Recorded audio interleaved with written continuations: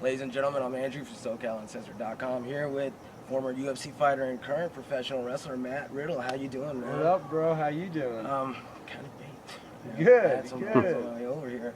But you just had your 10-man match and shit here at Bola. How was that? I heard you had a cool exchange with Jeff Cobb. Yeah, dude, it was pretty sweet. We came out here. It's the first time I actually did more of a comedy-based match. Came out with Sammy Callahan on my shoulders with a cat mask. Our faces were painted like cats.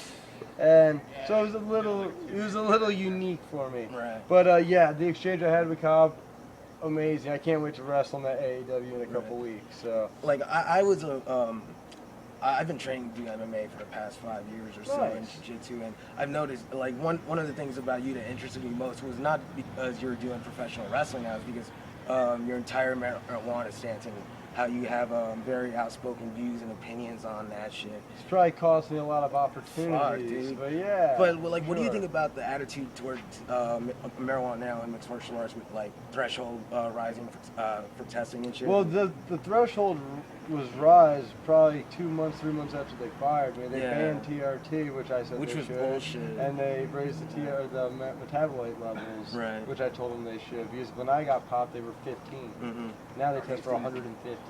Right. So it is what it is. You know, I guess I was just at the wrong place at the wrong time, but I think I was saying the wrong things at the wrong time too.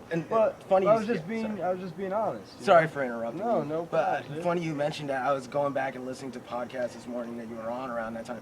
I remember there was one time you had a like sort of controversial quote about marijuana, about the kids and the wife and all that. And it's like I listened to it. You know, it's like no one got the context that it was a joke. Like I heard it and I thought, dude, this is obviously the people on the show got it was a joke. I got it was a joke. Everybody laughed on the show. And like, if you heard the show, everybody laughed. It was in the context of the show. Mm-hmm. But what the New York Times did is they took that snippet, made it a headline of a story in the New York Times, and they're like, UFC cage fighter says. And it's like, really? And I'll be honest, the UFC wasn't even upset about that. Like, they were like, don't worry about it. They're just, because at the time, they're still trying to get MMA in New York City. And I think they finally did. But at the time, they were trying to, and the New York Post and everybody else was trying to do everything they could to stop it. Right. You know? Now, another thing about that time is you said something about British fans. Yes, buttered tooth Brits. Are you going to be going to wrestle in England very soon? I am. I will actually be there the 18th. I actually got into a little Twitter feud with Dan Hardy the other day with the whole Conor McGregor thing. And, you know, I called Conor and him a mutt. I'm like, they're Europeans. They got to fucking push way too fast, which is true, you know. And, you know, of course, he retweeted, blah, blah, blah. And then, of course, he brought up the quote, the kid quote. And I was like, really, bro? It's like, sarcasm. But hey. But anyway, what are your thoughts on the Nate Diaz and Conor McGregor fight? Hey, I thought the second fight was good. The first fight was good. You know, who won the second one? You know, it depends on the way you judge a fight. If you judge a fight on like trying to finish primal style, kind of like Pride in Japan, Nate Diaz won. He was trying to finish. He was going forward. Conor was trying to win on points. If you go by American standard scoring, like boxing, 10-9, yes, Conor won. He was outpointed him slightly, and yeah, he was moving.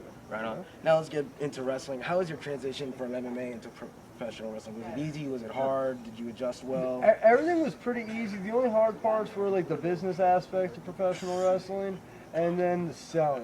When you're in a fight and you get punched in the face, you know, you don't fucking let people know you're hurt. You're like, come on, bro. Like you don't even do that, because if you smile, they're like, oh, I hurt. Because you know they hurt. Yeah, because you're hurt. They're like, why else are you smiling? Unless you smile all the time. And nobody ever knows that you're hurt. Exactly. But yeah, so yeah. Have wrestling promoters been more accepting of your views on marijuana? You know, not the WWE, until not there. But yeah, most of the people, let's be honest, in society today, like if you did vote a statistic, probably over 50% of the people would be on my side. It's like 60% in favor of legalization. In my eyes, it's a medicine, and actually, I wouldn't even say medicine. It's a supplement. Yeah. You know, like somebody takes ultra cordyceps or their greens and their reds, whatever. That's all that is. It's a supplement. It's a plant supplement. Now, let's get back. Let's try and finish this up. We don't have a lot of time. Dana White, he was a guy you've been very outspoken about. But now you're on the independent wrestling scene. You're dealing with independent wrestling promoters. Who do you think is better, independent wrestling promoters or Dana White? Like when it comes in terms of dealing with them, their attitudes and all that. The wrestling, I'll tell you this, wrestling, the business in general, is a more personable business. You have to be more personable, period. While fighting's more like, do what you're told, jump when I say to jump and you'll get this much money. It's like, and what choice do you have? Only one big show is in town. And the thing about professional wrestling at this point is I'm wrestling on the indies, and I could really, and I don't mean this negatively to anybody, anywhere, but I could really care less if TNA or WWE or Lucha Underground or anybody picked me up right now because I'm making really good money. I'm having a really good time. I have creative control in my matches. They just tell me a time and I get to do what I want to do. Nice. And I know if I went to one of those bigger places, you got people, agents, and other things that tell you how they want. You say something, they're like, well, why don't you do it like this, and other things, and there's a lot of politics in that too. So I think where I am right now is a perfect fit for me, and maybe in the next couple of years I'll blossom into the bigger shows, maybe.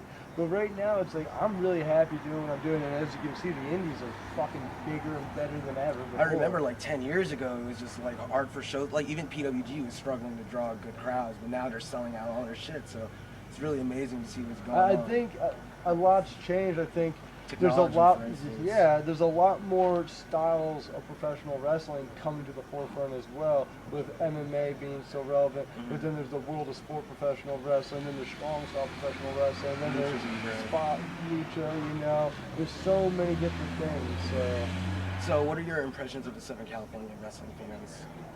Amazing. Yeah. You know, this is the biggest thing in my eyes. Like, my favorite fan is a smart fan, a fan that like they don't have to know who I am. Because there's people when I came out didn't know who I was when I came here, but once they saw me start moving, they were impressed. They're like, he fucking knows what he's doing, and they could tell that just by looking at me. And it takes an educated eye, because somebody who's like, oh, what's that? That's boring, you know.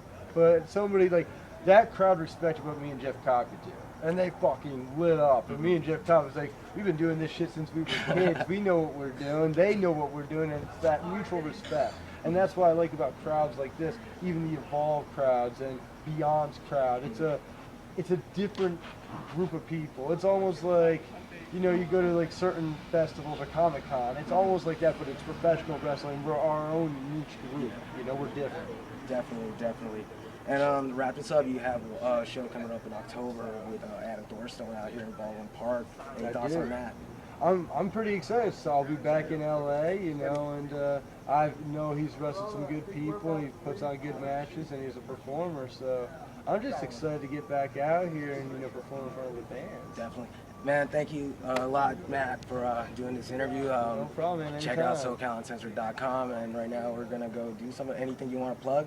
Twitter? No, man, like I said, you can, like, if you want to, like, find me on Twitter or Facebook, just Google me or Yahoo search, and a bunch of my, you know, stuff comes up. So, yeah, check me out. Take care, everyone. We're out.